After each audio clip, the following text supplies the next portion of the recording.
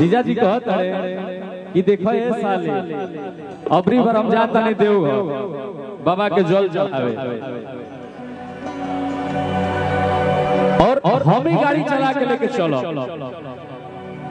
तो साली जी कहत है कि रौरा तो भी नया नया गाड़ी सिखले बानी,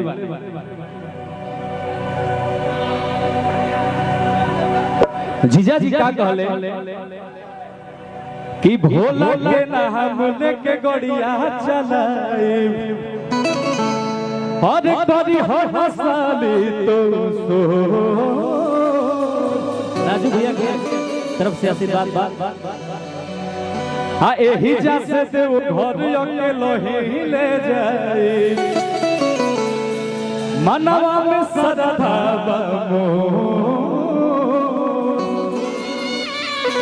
इतना तड़ुवे के टाक साली करेलू साक की लड़ाई देबा की भिड़ाई देबा ठुकाई देबा सब साली कहतड़ी कि नहे जीजा भैया रुक जा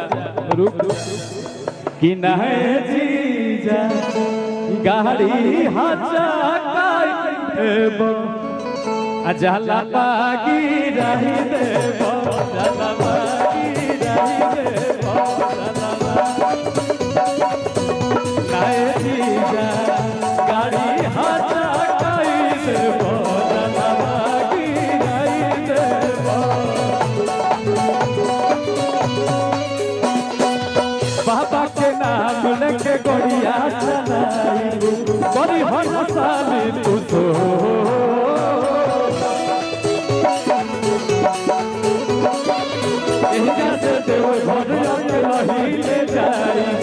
मनवा में श्रद्धा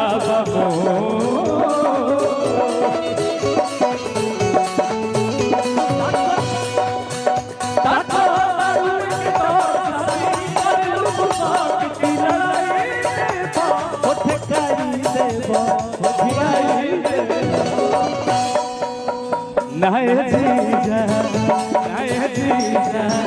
गाड़ी हाथ काई देबो चला बागी जाई देबो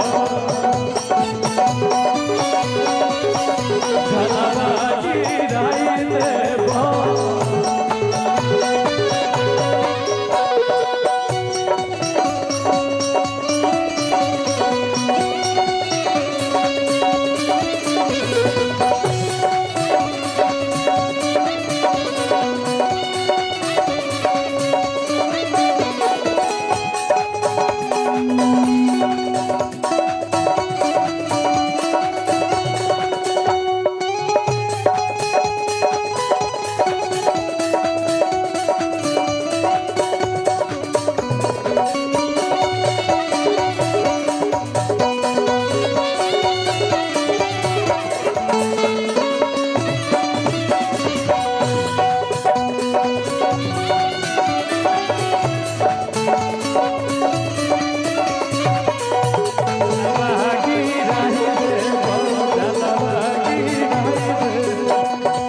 और हमारे साथ बहुत ही अच्छे गायक हमारे राम श्याम भाई आए हैं। आज भाई लोगों ने तो और भी कुछ कर दिया, लेकिन चलिए आप सबों का प्यार है दोनों भाइयों के प्रति बहुत अच्छा आगे खूब बढ़े लोग।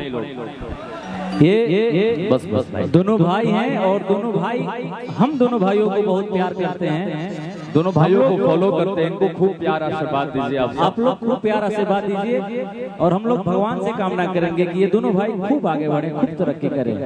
बहुत बहुत शुभकामनाएं भाई। बैठिए अभी भैया राजा भैया क्या करे बहो एगो आग्रह बा कि कही तो अपना पापा से इलाका अरे देखो हम भोले बाबा से क्षमा मांग के गीत गाते हैं, हालांकि गीत हमारा सब लोग जाने ला के अच्छा गीत गाइला दोनों भाई अच्छा गीत गावे का हो भाई का करे बोलो का करे फोटो देख एगो आग्रह बा सुनो भाई पैसा मत दो, तू खाली ऐसे ही प्यार देत रह अंकुश भैया क्या बात। लाओ मोबाइल तक सेल्फी ले लेते हैं। लाओ दो मोबाइल खोलो, कैमरा खोलो। धन्यवाद भाई, थैंक यू, लव यू मेरे भाई।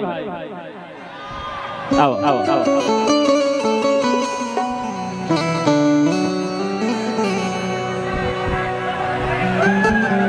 अंकुश भैया होके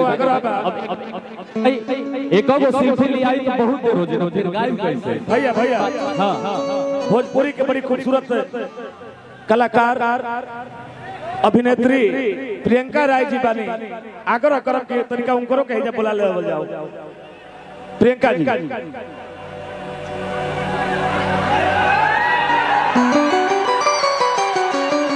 अब अच्छा लगी, असली माल तो तसली में रहे।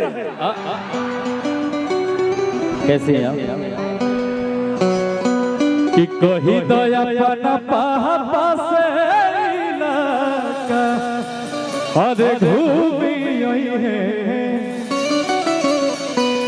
तो काफी बहन हमर ए सुना हो अजाने लायु पिया बिहार। और देखो ये परम सौभाग्य के बात बा भाई कि हमने भी दोनों भाई ऐसे के बने जा सासाराम के, और तू लोग इतना प्यार आशीर्वाद देके बॉम्बे तक पहुंचा दे लोग अपना भाइयों के। आप लोग के हमने दोनों भाई हर वक्त कर्जदार रह जाई, जना तरह आपसे मोहब्बत प्यार देके हमने के कुछ लायक बनौले वाले हमने के हर वक्त प्रयास करल जाए कि आप सबके उम्मीद पर खरा उतरल जाओ। और हमने के हर साल एगो रक्षाबंधन के गीत गावे नहीं जा, तू लोग के पता बा भैया। ए साल हम रक्षाबंधन के गीत गोले वाले लगता कि हमने के कोनो साल छोड़ल ना जी। अगर भाई खाती हमने के गीत गावत लिया तो हमने के बहन खाती भी हर साल गीत गावनी जा और हर साल गावल जाए। इन साल भी और कल सुबह 6 बजे या 7 बजे रिलीज हुई। आज 17 तारीख है ना भाई। 18 के अंकुश राजा ऑफिशियल यूट्यूब चैनल से रक्षाबंधन गीत रिलीज हुई भैया। तू लोग एक बार जरूर देखिए गीत के। उम्मीद करता नहीं खास तौर पे हमारे माता बहन लोग काहे कि तू लोग खातिर गीत हमने के हाथ तक गावे नहीं जा। राखी एगो ऐसा त्योहार है कि भाई और बहन के प्रेम के ई मिसाल है, ई धागा मिसाल है। ऐसे भाई भी सुनिए और हमारे बहन लोग भी सुनिए। हम गीत गाए लेकिन ऐसे पहले तले माहौल बना ले तले प्रियंका जी आई बड़ी तो कि कही दया अपना पापा से अरे घूमी है। देखो आधा 1 घंटा रह जाए भाई, तुम लोग नाच लो, जा हमनियों के नाच लिया, फिर सब कोई अपना अपना घरे अपना अपना काम में। यही बात है ना। आज जब मिलेंगे तो दिल से मिलेंगे, एकदम हंसते गाते हुए रहना है जिंदगी में।